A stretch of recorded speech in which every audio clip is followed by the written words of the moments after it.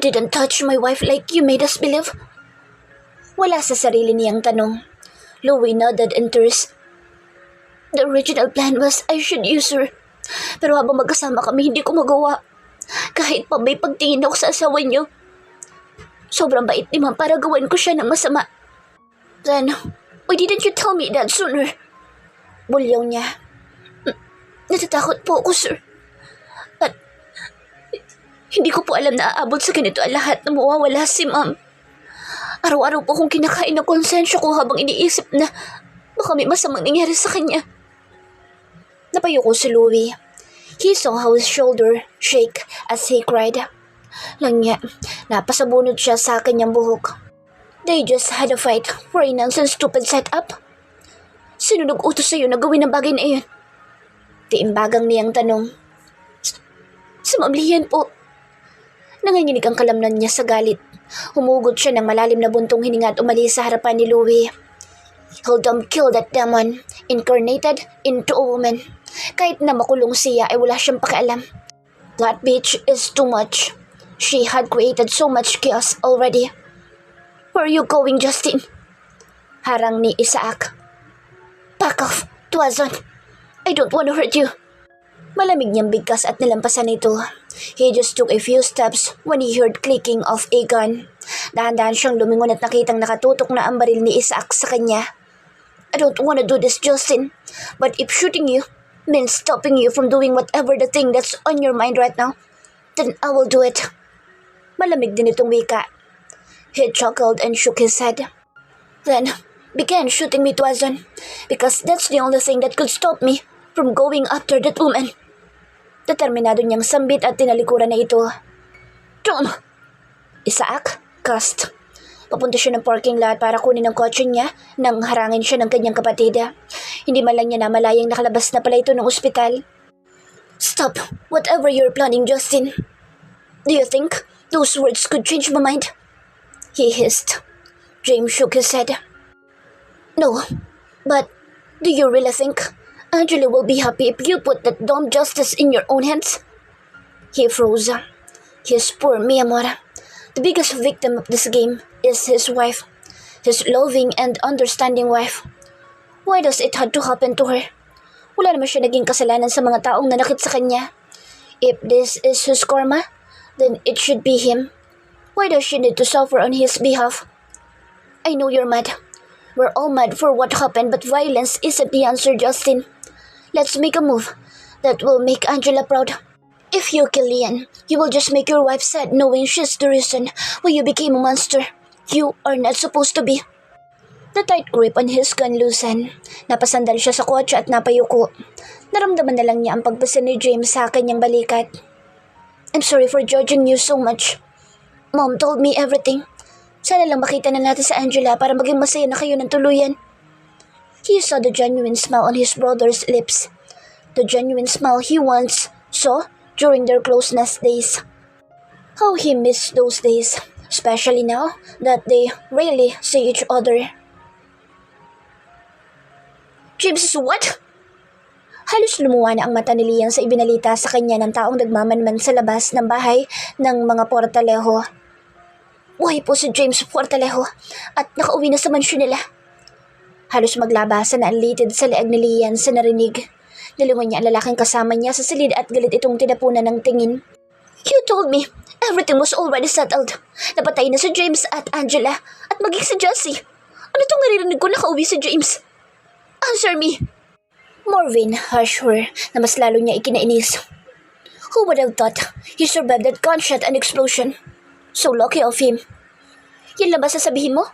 Aren't you gonna do something about it? Paano kung magduda sila na may kinalaman ako sa nangyari? Aren't they suspecting already? Tinaasan siya ng kilay ni Marvin. But they didn't have solid evidence, unlike this one. Para saan pa? At tinulungan mo ko kung papalpak ka lang din naman. Marvin irritatedly grabbed her arm with a tight grip. Stop ordering me around, will you? You are not the boss here. Ako. Wala ka nang ibang ginawa kundi mag-utos sa mga tauhan ko tapos ikaw pang galit. She gritted her teeth in anger too. Siguraduhin mo lang talagang patay na ang Angela na iyon. Remember this, Marvin. Hindi ako pwedeng bumagsak na nag-iisa. Magsasama-sama tayong lahat kapag nangyari iyon. Galing si Abby sa isang convenience store para bumili ng ilang kakailanganin niya. Pabalik na siya sa inuupahan niyang apartment nang mapansin niyang parang may sumusunod sa kanya. Luminga siya sa paligid subalit wala naman siyang napansin kaya nagtuloy-tuloy na siya at halos patakbong tinungo ang daan patungo sa kanyang maliit na apartment. Pagkatapat niya, sa madilim na eskinita ay napahinto siya ng maramdaman ang malamig na bagay na nakatutok sa kanyang sentido. Sino ka? Nautal niyang tanong dala ng labis na takot. Hindi mo na kailangan pang malaman. Binapasabi nga pala ng amo mo na salamat daw sa naging tulong mo. Mukhang marami ka nang nalalaman kaya magpahinga ka na muna. Natatawa pa nitong Saad. Nanigas siya sa kanyang kinatatayuan. Ipapapatay siya ni Lian? Pagkatapos ng lahat ng ginawa niya, ibuburahin siya nito ng tuluyan? Langya, ano pa bang inaasahan niya sa demonyong iyon? Marin siyang napapikit. Ito na ba ang katapusan niya? Mawawala lang ba siya sa mundo nang hindi nakakahingi ng tawad sa mga taong nasaktan niya? Inaasahan na niya ang pagkalabit nito ng gatilyo subalit bigla na lang bumulagta ang lalaki sa lupa. Mula sa kanyang likuran ay may nagtakip ng kanyang ilong dahilan para manghina siya at tuluyan ang isinakay sa sasakyan. Sa biyahe ay hindi siya nawala ng malay bagkus ay naramdaman niyang namamanhid ang buo niyang katawan at parang hindi siya makagalaw. Hindi nagtagal ay huminto na ang sakyan at ibinaba siya. Walang pang-iingat siya nito ibinagsak sa sahig at siya namang unti-unting pagbalik ng kanyang lakas. Nag-angat siya ng tingin at nagulat nang makitang si Justin ang nagpadukot sa kanya. Anong kailangan mo sa akin? Kinakabahan niyang tanong. Tumayo ito mula sa kinauupan. Bahagya pa siyang napasinghap kung gaano ito katangkad. Kahit na ilang beses niya itong nakasama habang nagtatampisaw sila sa ligaya, hindi talaga siya masasanay sa presensya nito. Napatingin siya sa mga mata ni Justin at kita niya ang lamig at talim doon na kulang nala'y patayin siya nito sa titig. Sa ngayon wala pa, dahil kahit anong gawin ko alam kong hindi kita mapipilit sa ipagagawa ko sa'yo. Kasual nitong sagot. Nagsalin pa ito ng alak sa baso bago muling umupo sa harapan niya. Lian's ready to get rid of you dahil natatakot siyang baka baliktarin mo siya. But here I am, saving you despite of what you have done to my wife. Ginusto natin pareho yun. Nakaraos ka din naman na. Walang preno niyang wika. She heard Justin's little chuckle. Siguro dati. But you know what? You are one of my biggest regrets in life, Abby. I'm not interested in you. Kung hindi lang dahil gusto kong paalisin si Angela noon sa buhay ko. I wouldn't wanna entangle with you. Nakaramdam siya ng sakit sa sinabi nito. Noong inalik niya ito ng fubo, ay lihim siyang umaasa na mabaling ang pagtingin nito sa kanya pero hindi iyon nangyari. Tinapon lang siya nito basta-basta na para bang wala lang at sinimulang habulin si Angela. Isa iyon sa nakadagdag sa galit niya sa babae. But too much talking about the past. Let's focus on the present, Abby. By now, Lian had known that you were not killed by her men. She will probably lure you out by using your beloved parents. Marahas siyang napaangat ng tingin kay Justin. Tama ito. Ngayong di siya natuluyan, posibleng balikan nito ang mga magulang niya, knowing how crazy that woman is. You made a deal with the devil, Abby. Dagdag pa ni Justin. Nakaramdam siya ng takot para sa mga magulang niya. Ayaw niya itong madamay sa gulong kinasasangkutan niya. Sir Justin, tulungan niyo po ako. Inilibot niya ang tingin sa paligid kung saan nagkalat ang palagay niya'y mga tauhan nito. Tulungan niyo sila nanay at tatay. Kahit sila na lang. Justin's lip formed a smirk. Tumayo na siya sa kanyang kinaupan at nagsimula na maglakad. I will take your parents under my wings. But you need to help me in taking down Lian. Just so you know, I didn't save you because I wanted to. But I need you to do something for me rather. He stopped at the front door and looked back at Abby. You will join hands with me as I will take my retribution into success. Magandang araw po, Mr. Crisanto Villaga. Magalang nabati ng hepe ng Santa Catalina habang may nakasunod na iilan pang mga kapulisan sa likuran nito. Bahagyang nagulat ang Don kung bakit nasa kanyang mansyon ang mga kapulisan sa kanilang lugar. Napalunok naman si Doña Imelda at hindi mahulaan kung ano nangyayari. Samantalang kakababalang ni Lian mula sa taas at bahagya pang nagulat sa nadatnan sa salas. Anong maipaglilingkod ko sa inyo, hepe? Kalmado pa ring tanong nandun sa kabila ng tensyon na unti-unting namumuo sa buong salas. May warrant of arrest po kami laban sa inyong anak na si Miss Lian Alcaraz Villaga. Anito at inilahad sa Don ang dokumento. Napasinghap ang mag-asawa at sabay na lumingon kay Lian na ngayon ay napalunok at hindi alam ang gagawin. What's the meaning of this, Lian? Galit na tanong ni Don Crisanto. Sinasampahan po namin kayo ng kasong attempted murder laban sa inyong kapatid na si Jesse Villaga, James Fortalejo, at isa pang missing na biktimang si Mrs. Angela Villaga Fortalejo. Pagpapatuloy pa ng hepe. What? No! Wala kong alam sa pinagsasabi niyo, hepe. Paano ko ba magagawang ibinibintang ninyo? I am just a mere woman. Paano ko magagawa mga bagay na ganyan kabigat? Nag-hysterical nitong paliwanag. Mula sa likuran ng mga pulis ay dumating si Justin. Agad namang tumakbo patungo sa gawin niya sa Lian. Justin, help me! May mga pulis! Huhulihin nila ako! I didn't do anything wrong. Naiiyak nitong pakiusap sa kanya. Marahas nitong tinanggal ang mga kamay nitong nakahawak sa braso niya. Even just a simple touch coming from her disgusted him to the core. Don't you dare lay a finger on me, woman! Malamig niyang wika. Natigilan si Lian sa kanyang narinig. Justin wore a smirk on his lips like he was mocking her. Justin, what's going on? You ask what's going on?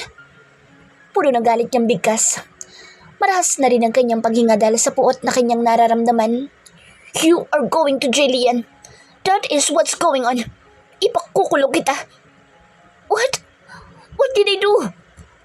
Napalingon pa si Lian sa paligid. There are policemen everywhere and not just that. A lot of media reporters are also present. Biglang nangapal ang kanyang mukha dahil sa hiya. Justin, why are you doing this? Nakalimutan mo na bang pinagsamahan natin? We have loved each other before. I saved your life. No, you didn't. Hindi ikaw nagligtas sa akin, alam mo yan. You manipulated all of us for your own gain. You are disgusting me, Lian. If I have known how evil you are, hindi na sana kita minahal pa noon. I regretted the most the day I laid my eyes on you. Sumbat niya sa nagangalit na mga ngipin. You don't deserve the affection I gave you before. Nagulat ito sa sinabi niya. What are you talking about? It was Angela, isn't it? Agad na namutla ang babae sa naging tanong niya at parang tinakasan ng dugo. Sunod-sunod pa itong napalunok at pinilit ang sarili na ngumiti. Come on, Justin. You know I won't lie to you. Kilala mo ko. Enough with that lousy drama, Lian. Jessie walked into the house with confidence habang kasunod dito sa likuran si Solomon. Oh my God, Jessie, anak! Agad na sumugod si Doña Imelda sa anak at mahigpit itong niyakap ang dalaga. Her father also stood up and walked to her direction.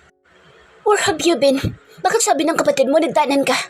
Ano ba talaga nangyari, Iha? And Don Crisanto trailed off and looked at his daughter's bruises all around her face and neck. What are these bruises all about, Jessie? Mariin itong tanong.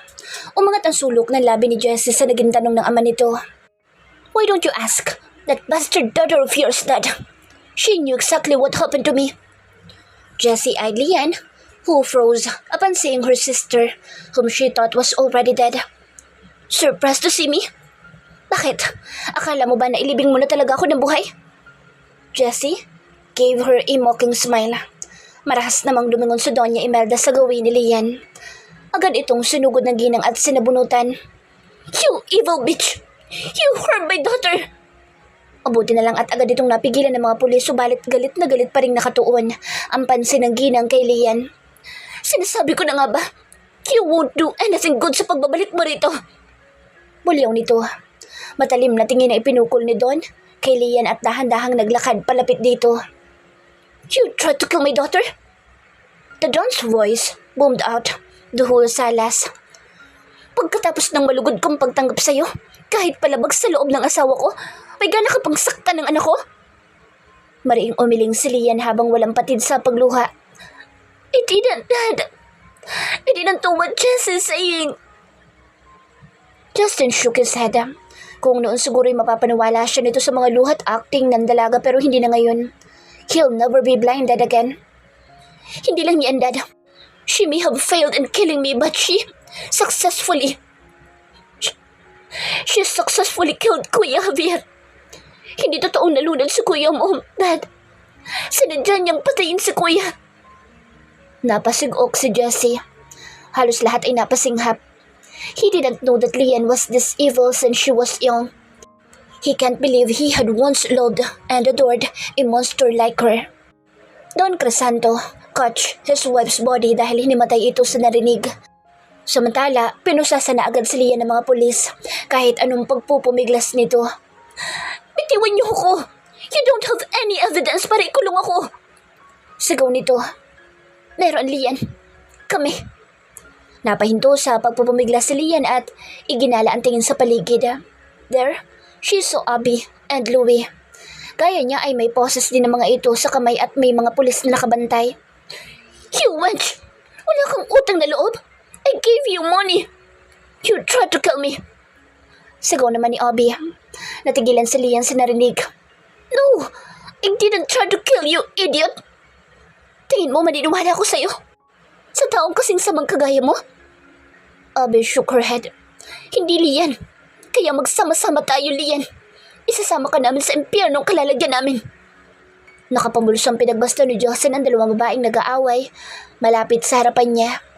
He can't believe that the way to win their game is manipulation too. They did him dirty and he just gave them a dose of their own medicine to be exact.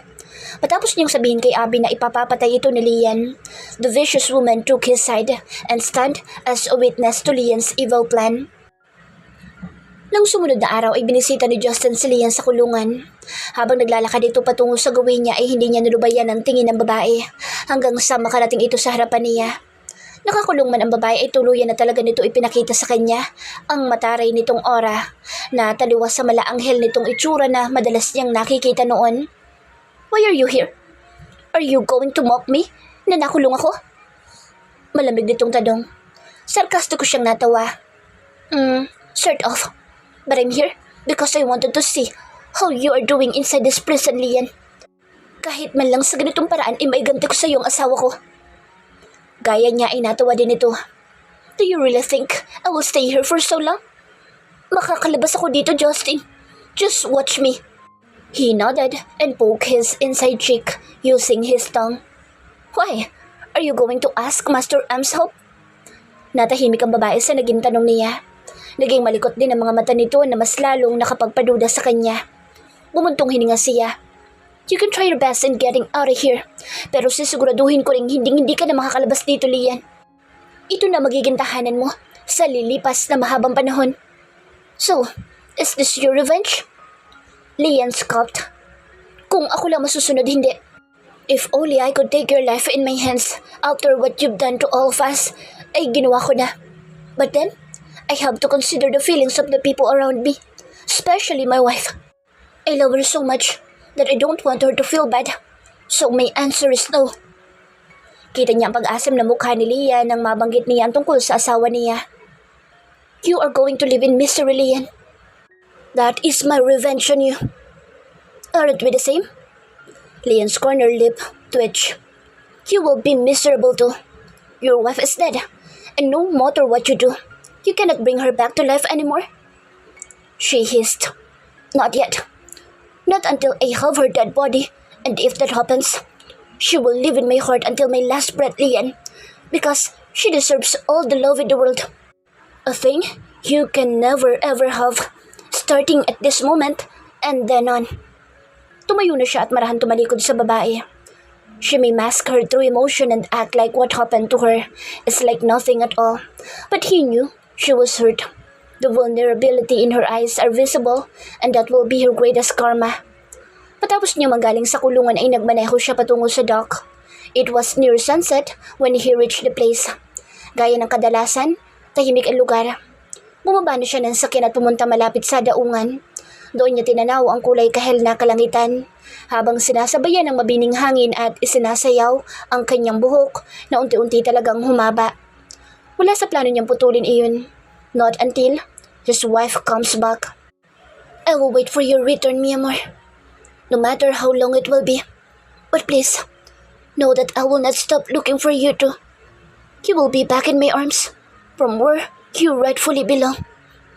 Bulong niya sa hangin. 5 months later, present time. Precious. Mula sa tinatanaw na dagat ay napalingon siya sa nagsalita. Hindi kalayuan sa kanya ay nakatayo ang isang bulto na lalaking nakikita niya sa loob ng 5 buwan niyang pananatili sa isla. Si Paulo. Lumapit ito sa kanya at ibinalabal sa kanyang balikat at likod ang dala nitong maliit na kumot. Why are you here? The wind is very cold for your belly. Paulo's voice was full of concern as he was staring at her with tenderness in his eyes. Napangiti siya. I like looking at the calm sea. Gumagana ang pakiramdam ko. Malumanay niyang tugon. She was living her life for 5 months without memories.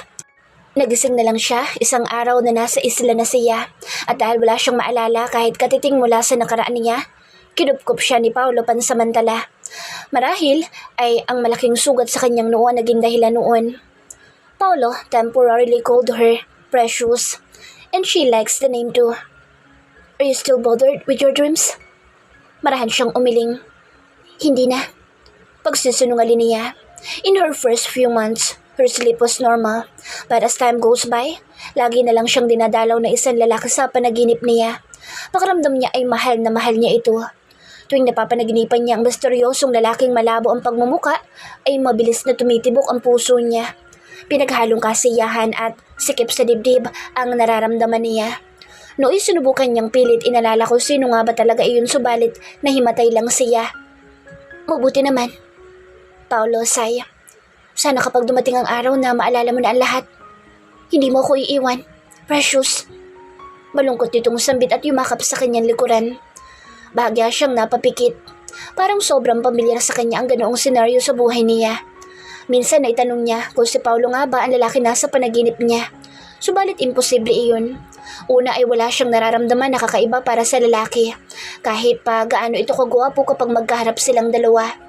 Pangalawa, namatay sa aksidente ang asawa ni Paulo kasama ang anak nitong hindi pa naistilang kaya imposibleng ito ang lalaki sa panaginip niya. Hindi ko alam, Paulo. Sa ngayon ay wala pa akong may papangako sa iyo lalo na't hindi ko alam kung bakit ako napunta rito nang mapulot mo ako. Malungkot niyang turan. Naramdaman niyang mas lalong humigpit ang yakap ni Paulo sa kanya. You helped me move on from my past, Precious. I'm beginning to get used to your existence. I'm sorry for asking too much. Sandali silang nanatiling ganoon bago siya inaya na lalaki sa loob. Kasama nilang nanirahan sa isla si Manang Salve na siyang katiwala ni Paulo.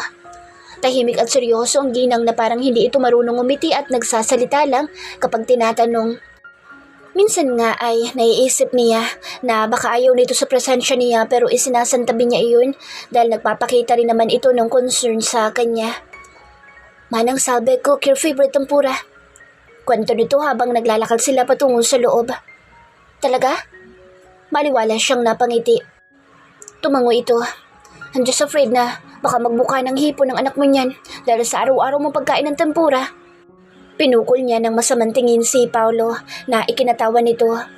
Maya-maya pa'y inakbayan na siya na lalaki at iginiyang papasok. Matuwasay silang naghapunang dalawa ni Paulo. Sa loob ng ilang buwan ay nakita niya kung gaano ito kamaasikaso sa kanya. Siguro ay sa kanya nito ibinubuhos ang pagmamahal na dapat ay sa asawa at anak nito. Bukas ay kailangan ni Precious ng check-up para sa bata, Paulo. Mas mabuti pang dalhin mo na siya sa syudad. No. Paulo cut Manang Salve immediately. Malamig ang tingin nito ipinukol sa katiwala. Ganito lagi ang eksena nila sa tuwing magsusuwestyon si Manang Salve tungkol sa pagdala sa kanya sa syudad. Napabuntong hininga na lang siya at napatingin kay Paulo na agad nang tumayo mula sa upuan at umalis ng hapag. Sunundan niya ng tingin ng bulto ng lalaki. Nang mawala ito sa paningin niya ay lumingon siya kay Manang Salve na ngayon ay malakas na napabuntong hininga at umalis din ng kusina. Napasimangot siya at maya-maya pa inawala na ng ganang kumain. Marahan niyang iniligpit ang pagkain sa mesa. Pasensya ka na sa nangyari kanina, Precious.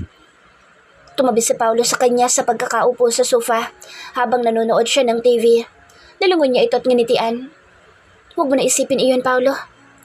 Anya at ibinalik na ang tingin sa pinapanood. Here's your medicine, Precious. Ibinigay nito sa kanya isang red pill at isang basong tubig.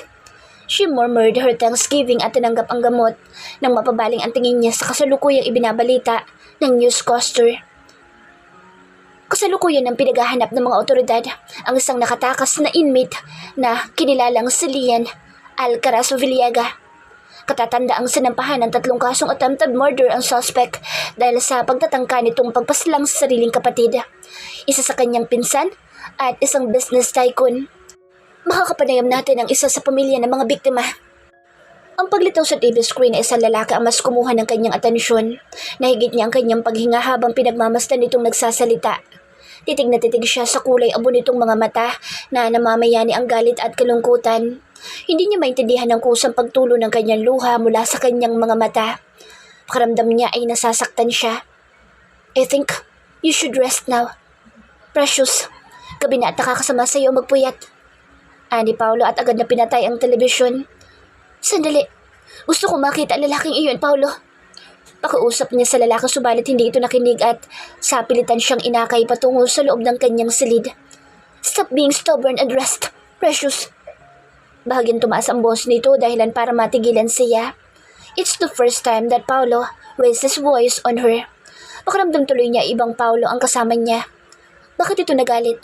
At bakit ayaw nitong makita niya ang lalaki na sa TV? May itinatago ba sa kanya ang lalaki kaya ito nagkakaganoon? Dahil masama ang loob niya, tumalima siya sa sinabi na at sumampa na sa kama. She needs to see that man. Base sa reaksyon ni Paulo ay sigurado siyang kilala nito ang lalaki. Napasandal sa nakasaradong pintuan si Paulo. Agad siyang nakaramdam ng konsensya nang masagawan niya si Precious. Pero kung hindi naman niya ginawa iyon, magpupumilit ang babae sa gusto nito at yun ang pinakaayaw niyang mangyari. He will make her stay with him hanggat sa kaya niya. He can't lose her anymore. Matapos mapakalma ang sarili ay pumasok na siya sa silid. Tinignan niya ang lalagyan ng gamot ni Precious at nakitang wala ng laman iyon. Kailangan niya makakuha ng stocks ng red pill para ipainom sa babae. Akmang papasok na sa silid si Manang Salve na makita niya ang isang baso ng tubig sa salas. At hindi lang iyon, nandun din ang kapsula na dapat sana'y iinumin ni Precious ngayong gabi. Ilang beses na lumiban sa pag-inom nito ang babae. Luminga ang ginang sa paligid at nang makitang walang nakatitig sa kanya, ay pinulot niya ang gamot at napagpasyang itapon iyon para hindi makita ni Paulo. Hanggang kailan mo balak itago ang babaeng yan dito, Paulo? Malamig na tanong ni Manang Salve habang kaharap ang alaga sa miserable nitong aura. Patuloy lang sa pag-inom si Paulo at hindi pinansin ang katiwala. Wala siyang balak makinig dahil tama lang ang ginagawa niya. That Fortalejo didn't treated her right before, kaya siya na ang gagawa noon. Alalahanin mo may pamilyang naghihintay at naghahanap sa kanya, hindi ba? Hindi ka ba naawa sa kanila? Ilang buwan nang nawawala ang babaeng yan sa poder nila. Bahagya nang tumaas ang boss ng ginang. Galit na inilapag ni Paulo ang kupita sa bar counter at marahas na nilingon ang katiwala na mukhang hindi naman apektado sa ipinapakita niya. She will stay here with me, Mana. Mas ligtas siya dito sa tabi ko. At anong karapatan mo para sabihan yan? Hindi ikaw ang asawa niya. Baka nakakalimutan mong hindi siya sa Elena, Paulo. At hindi mo anak ang batang dinadala niya.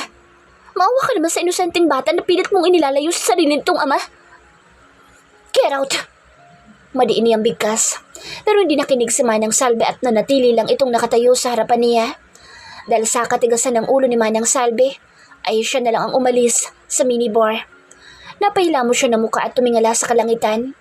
Maya-maya ay nangihina siyang umupo sa buhanginan at napayuko. Hindi niya alam kung ilang oras siyang nanatiling ganoon. Precious was a woman who made him want to live again. Pagkatapos niyang mawala ng pag-asa, parang bumalik siya sa dati magmula nang dumating ang babae sa buhay niya. Why can't they understand him? He just want to live happily again. Maya-maya pa ay dahan-dahan siyang tumayo at naglakad pabalik sa rest house. Nang makarating siya sa salas ay napahinto siya sa tapat ng pinto ni Precious at hinaplos iyon. Slowly, he squeezed the doorknob and opened the door. Unti-unti siya lumapit sa kama at pinagmasdan ang babae. Napakuyom ang kanyang kamao. She's mine. Akin lang siya at hindi ko hayaang mawala siya sa akin. Sigaw ng isipan niya. Akmang aalis na siya ng silid nang marinig niya na parang umuungol sa Precious. Umupo siya sa gilid ng kama at dinama ang noon nito. She was boiling with sweat at mukhang nananaginip ito. Binuksan niya ang lampshade at sinubukang tapikin ng pisngi ni Precious. Subalit hindi ito nagising kaya naman niyugyug niya ang balikat nito. Precious! Precious! Wake up! Bumalikwas ito ng bangon kaya agad niyang niyakap ang humahangos na babae at marahang hinagod ang likuran nito para payapain. Ilang minuto lang ay kumalma na si Precious at bahagyang lumayo sa kanya. Just wait here. I'm gonna get you some water. Paalam niya at lumabas na ng silida. Muli siyang pumasok sa loob dala ang isang baso ng tubig. Naabutan niya si Precious na malayo ang tingin. Mumuntong hininga na lang siya at kinuhang atensyon nito sa pamamagitan ng pag-abot sa baso ng tubig. Dahan-dahan lumingon sa kanya ang babae at mataman siyang pinagmasdan. Something in her eyes changed that made him worry. Pero sa kabilang banda ay malaki ang kumpiyansa niya. The red pill never once failed kaya imposible na nakakaalala na siya ulit. Salamat, Paolo.